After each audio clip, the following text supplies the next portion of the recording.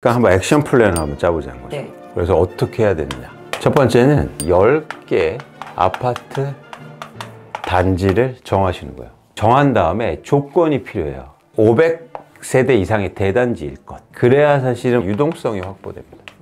두 번째는 뭐냐면 이 10개 단지의 가격과 거래량을 조사하는 겁니다. 언제부터 조사하냐면 2018년부터 현재까지. 네. 그러면 어떤 느낌이 드냐면 구체적으로 이 모습이 그려져요. 그래서 10개 단지하고 그 10개 단지에 대해서 조사를 잘한 다음에 세 번째는 이제 나에 대해서 조사하는 거예요. 나.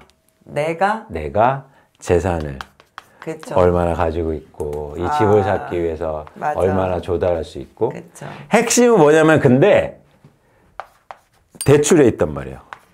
그쵸. 네. 네.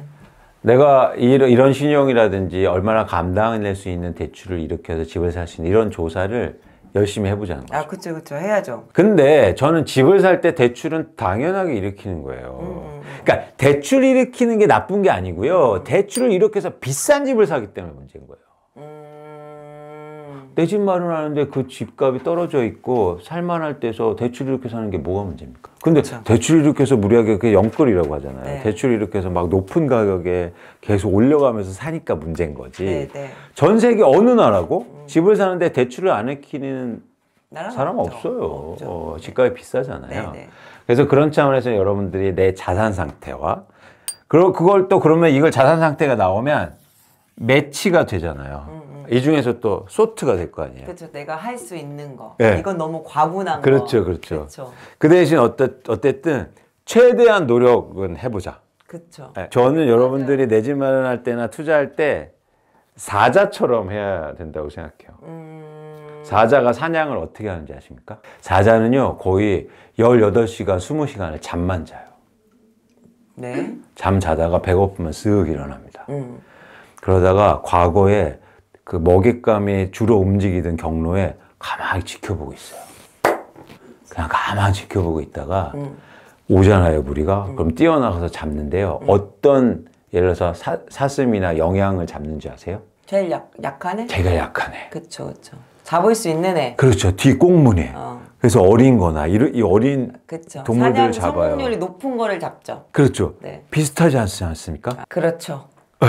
잡아놓고 나중에 또 늘려가면 되겠죠. 그 대신 그 시점에 사자가 최선을 다해요. 엄청나게 빨리 달려서 거의 80km로 달려요. 잠만 자다가 사냥할 때는 그거예요. 생존이니까요. 네. 네. 그런 마인드가 사실은 굉장히 중요하다고 보고 있습니다. 예전에 미국에서 모텔로 큰 부자가 되신 분이 있어요. 근데 이렇게 서브프라임 지나고 나서 뭐 여행도 안 다니고 되게 힘들어서 부동산 가격 폭락하고 했는데 그분이 이제는 이렇게 직장을 다니시다가 동네에 아주 좋은 모텔이 헐값에 나온 거예요.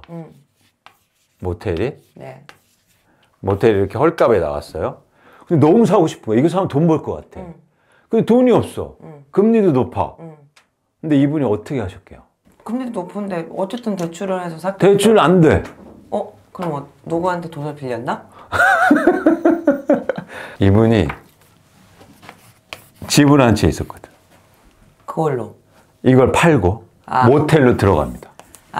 자금을 마련해서 그 금액에 합쳐서 모텔에서 살기 시작해요. 이게 쉽습니까? 저는 근데 진짜 이게 맨날 퀘스천이었거든요. 네. 아까 얘기했던 거와 비슷하게 내가 조금 뭐랄까 불편함을 감수하더라도 내 집 마련을 해야 되는 게 맞는 건지.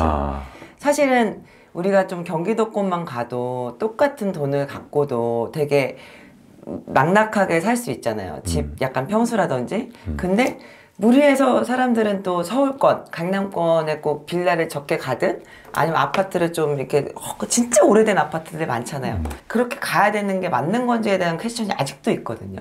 근데 이제 투자 목적이라고 한다면 이게 맞는 거죠. 미국의 모텔을 산 아저씨처럼. 그래서 저는 우리가 솔직해질 필요가 있다는 거죠. 자신한테 솔직해야죠. 나는 뭐 돈 버는 거 관심 없어. 그럼 끝까지 관심 없어. 그러니까요. 근데 어느 순간 그렇게 할 걸. 그러면 안 되고. 근데 결국에는 다 보니까 결국엔 투자더라. 저희가 이 시장을 보니까. 그래서 여러분들이 투자하는 시각으로 보셨으면 좋겠다는 거예요. 이해했어요. 그러면은 변화가 보이고, 그래서 시장이 이런 변화에서 저희가 예를 들어서 행동도 하고 뭔가 의사결정을 할 수 있다는 거죠. 그래서 세상을 투자로 본다는 건 굉장히 어려운 일이기도 하지만 반드시 필요하기도 합니다. 그런데 이분이 여기 들어가서 모텔 방을 2개 쓰면서 그리고 이제는 일자리도 생긴 거예요. 온 집 식구들이. 운영을 해야 되니까. 청소도 하고 네네. 비용 줄이면서. 사업도 하게 된 거네요. 자연스럽게. 이런 거예요. 이게 사실 쉽지 않다. 그런데 쉽지 않아서 모두 다 안 하면 상관없는데 누군가 하는 사람이 있단 말이에요. 그래서 그런 고민들 여러분들이 같이 이렇게 막 하자는 건 아니고요. 이런 경우도 있으니까 이제 그래서 여러분들이 잘 밸런스를 균형을 맞추셨으면 좋겠다는 말씀을 드리는 겁니다. 그래서 이제 3단계까지 왔어요. 근데 4단계가 또 있어요. 계속 얘기하지만 만약에 내가 이걸 내 돈으로 아니고 전세를 끼고 샀을 때는 어떻게 될까? 그것도 한번 생각해 보는 거예요. 또 저렇게도 많이 하시더라고요. 그죠, 그죠. 투자 목적으로 한번 했을 때는 그럼 상황이 또 바뀌거든요. 그러니까 적은 금액으로 이렇게 투자를 할 수 있는 거죠. 그렇죠, 그렇죠. 그래서 이 경우도 생각해 보면 다시 이게 2가지가 하면서 어떻게 되냐면 이걸 통해서 내가 감당해 쓰는 가격이 나옵니다. 그럼 그 가격이 올 때까지와 그리고 거래량을 계속 보면서 시점을 보는 거예요. 그렇죠? 감당해낼 가격은 내 수준이나 투자의 그런 상황을 봐서 결정해 놓고 그 다음에 그 시점은 거래량으로 찾자는 거죠. 그래서 여러분들이 내 집 마련을 이런 플로우로 잘 하셨으면 좋겠다. 충분히 하실 수 있고 구체적으로 계획을 세우시. 어렵지 않다. 이거 어렵습니까?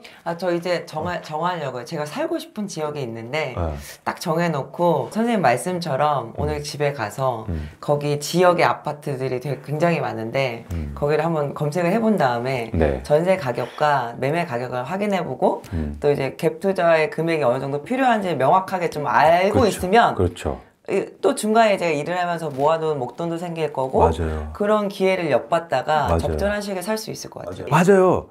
그래서 내 집 마련하고 부동산 얘기하는데 뭐 한국은행 금리 얘기하고 경기가 어떻고 한국의 뭐 수출이 감소한데 저희와 전혀 상관없는 이야기인 거야. 너무나 뭐나 동떨어진 영향은 미치지만 우리는 이걸 통해서 이렇게 구체적인 계획을 통해서 해결해 보자는 거예요. 그게 저는 너무 중요하고 그리고 어쩌면 이런 과정을 통해서 여러분들이 또 깨닫는 게 있을 겁니다. 시장이 이렇게 보는. 제가 이런 것들 몇 분한테 한번 요청해서 직접 해본 분들이 계세요. 그분들이 되게 깜짝 놀라요. 왜요?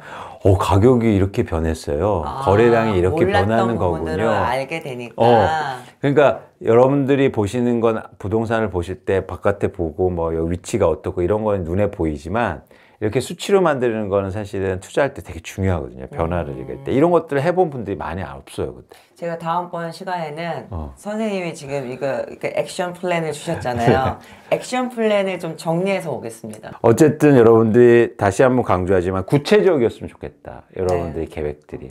구체적이어야 내가 뭘 안 했고 뭘 잘못했고 이런 것들이 반추되거나 다시 반성하면서 발전이 있잖아요. 구체적이지 않으면 발전이 없어요. 무슨 말씀인지 자산, 알겠습니다. 특히 부동산 시장 여러분들이 더. 그래서 오늘은 이게 마지막 시간에는 이 액션 플랜을 여러분들이 잘 기억해 주셨으면 좋겠어요. 알겠습니다. 다음번에 꼭 숙제해 오도록 하겠습니다. 알겠습니다. 감사합니다. 그럼 오늘 수업은 마치도록 하겠습니다. 고맙습니다. 감사합니다.